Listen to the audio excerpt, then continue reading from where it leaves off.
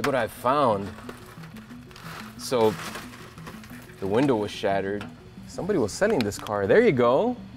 You know what? This could be, I mean, look, man, if this is the original owner, I can contact this guy and I can definitely talk to him and get some more information about the car.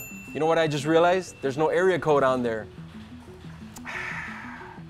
Who knows, man? Maybe I can still find him. I'll dial every single area code known to man. I'll dial every single area code known to man.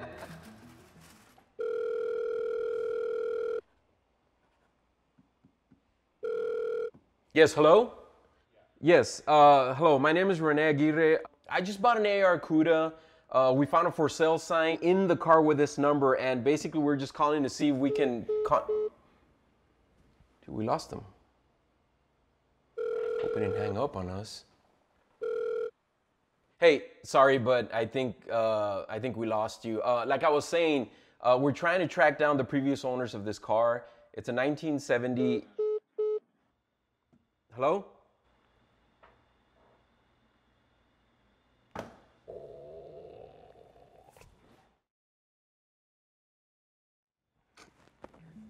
Bro, when you're restoring a car at this level, you want to know as much about the car as possible. So talking to previous owners is paramount to a situation like this.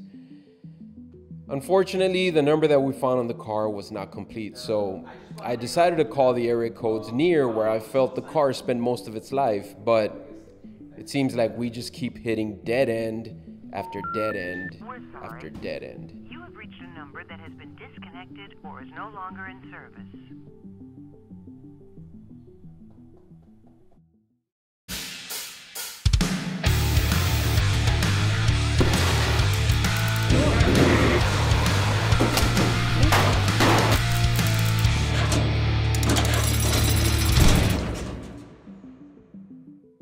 Okay, we tried getting some more info on the car, but to no avail. Today's a new day. We need to move forward, so we're gonna start test fitting panels on the Cuda. Okay, so now what we need to do is we need to close these gaps. This is what you chew when you're at the plate, bro. Down by 1, 2 outs.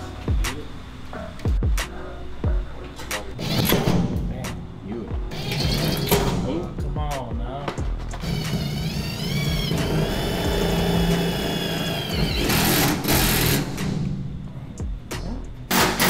Good. I think we do need a clamp over here. We can use this one.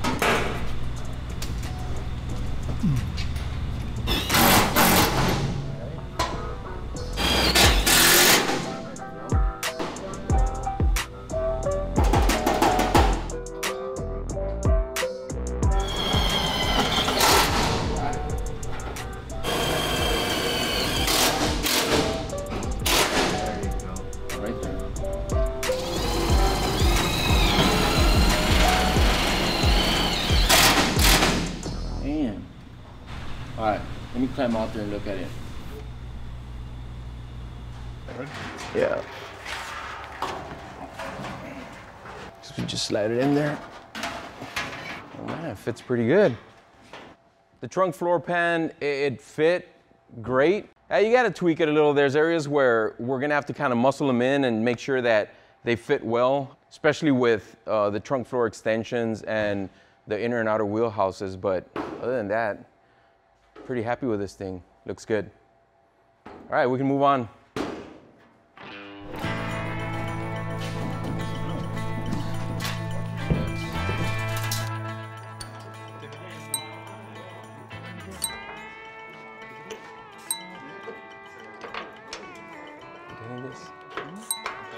No? You need more?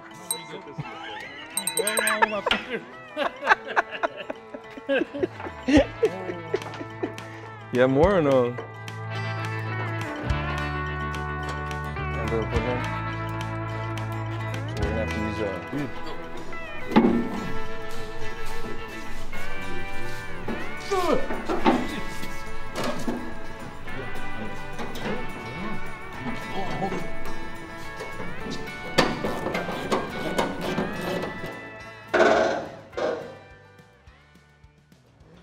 Dude, look, come look at this.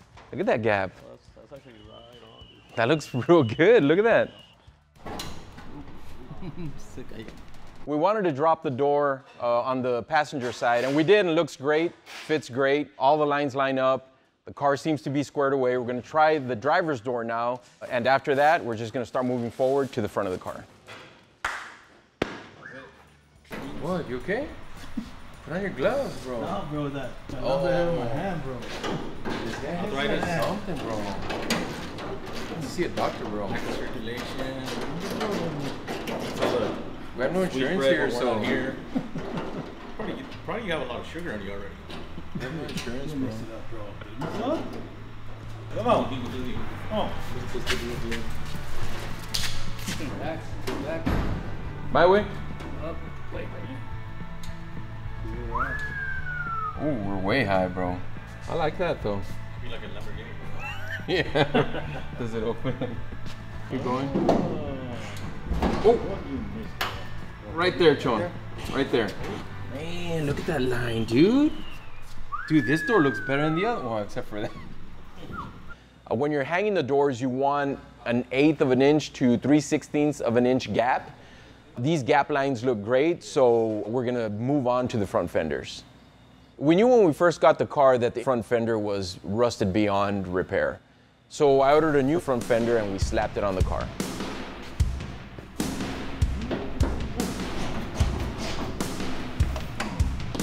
Yeah, that's awesome, dude. Look at that.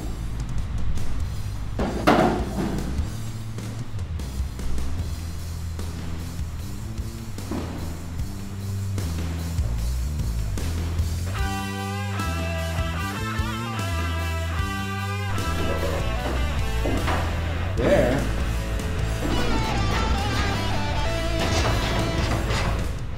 Over.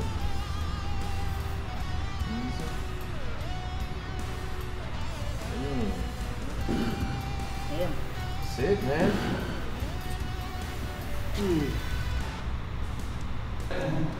Stick it back.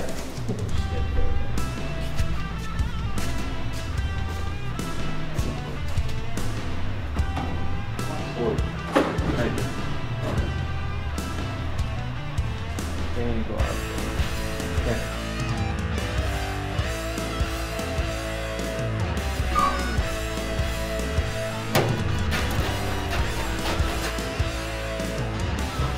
Spot welding is just around the corner, so it was important for us to test fit the doors and the fenders. We got that done, so now we're ready to move forward with a cowl.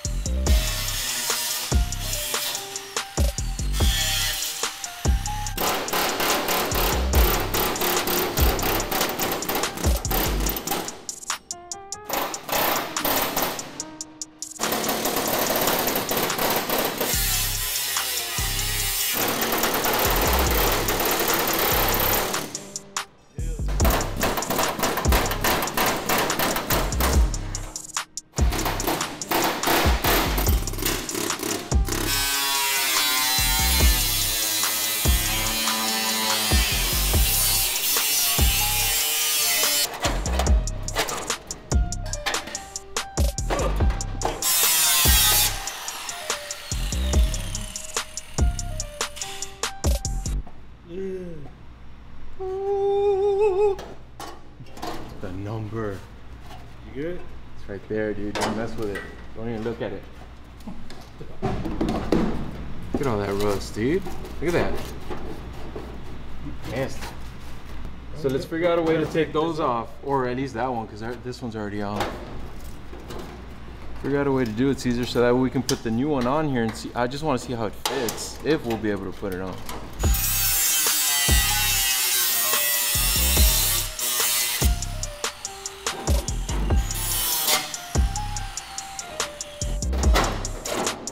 Pulling out a tooth.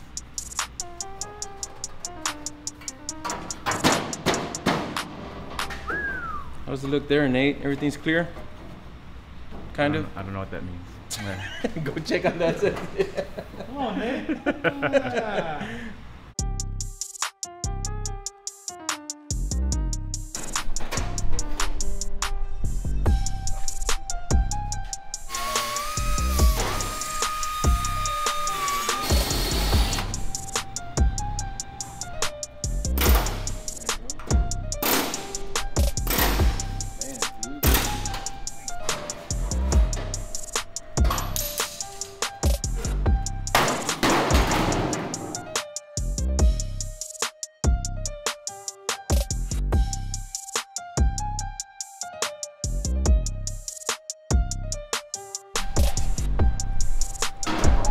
When we first started the car, we mentioned the condition of the cowl.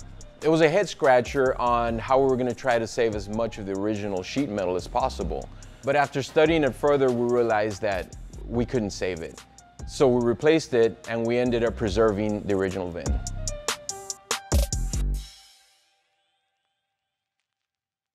The first thing we're going to do today is have Chon throw the undercoating on both quarter panels. Me, Caesar, and Efren met Chon in junior high. We grew up together, we went to high school together, we took auto body together. So he's always been a part of the group. He wanted to get his feet wet in the shop, so I decided to let him throw the undercoating on the car. Undercoating is a rubber-like material that is sprayed onto the underside of the car to protect it from the elements. But it's also used as a sound dampener to keep the panels from rumbling as you're going down the road.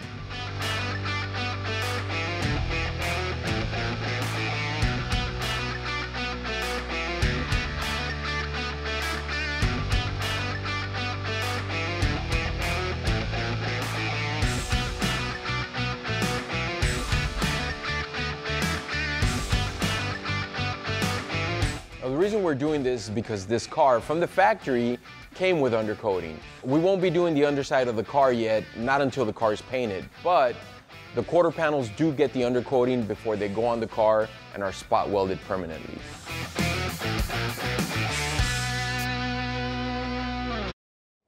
These cars were spot welded from the factory, so naturally, we got a spot welder.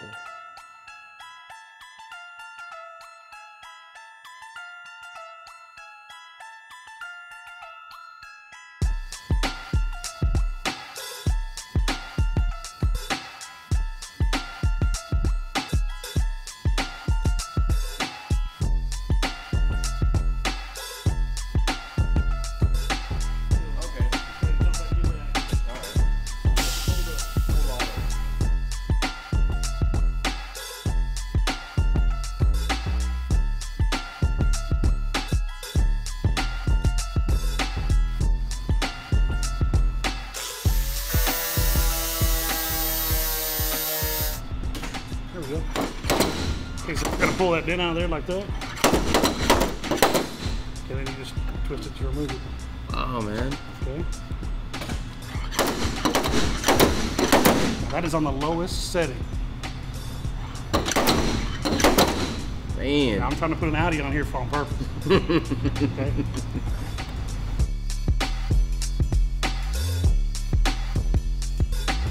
So I'm just gonna put, basically this is just a flat metal piece. The other side's a magnet for putting trim on, trim rivets. I'm gonna turn my heat up a little bit. Remember, that was the lowest setting that I was able to do that with, okay? So I'm gonna go to my weld time, which is basically like adjusting the heat. And I'm just gonna put this at like 300, give it a little heat real quick. Is that what we use to... I'm just gonna see what it does. Still on one battery, but just a little bit more time. Okay. So I'm gonna try to shrink this metal up so I don't have to worry about coming in here and sanding my Audis to make them flat. Flatten them out by shrinking. See how that tip dropped? Wow. Put a little tension down on it. That is cool, man. Just shrink that metal up, made it flat. Just gonna snug it up. I'm gonna leave it in the same heat setting because you want to burn these on, but these are the ones that are on your windshield. Oop, that's a little too hot. Turn it down. That's pretty cool, man. A lot of people don't even put them back on. Wow. We're gonna need to put that in the weakest setting as well. Yeah. It's still too hot. Yeah, I've seen those, man. Then you put a wire through there, right? Yeah, you basically just anything hard. So you could run that Allen through here. Put your claw on there and pull it. Okay. So that's that attachment. And those you just take off and grind off? Just wiggle them off. They don't tear you. Wiggle them off? Mm-hmm. Yeah. You can reuse them. It's still set at the lowest setting, right? Still at the lowest setting, and I'm going to burn studs on now. This is an 8mm stud. A little bit of pressure. Burn in there just that quick. So I want to put a little more heat on that one. If you look at them, they've got those little studs sticking up there. That's to focus the energy to burn them in, okay? Basically, you just put them on there. Turn the heat up. I'm going to put the heat around 250, 300 on this one again. A bit of pressure. Burn a stud on that fast. Bam. Big shout out to Eric from ProSpot for visiting the shop and teaching me the ups and downs of the spot welding. After countless hours of working on the Cuda, we're finally ready to spot weld and make this look like a car again.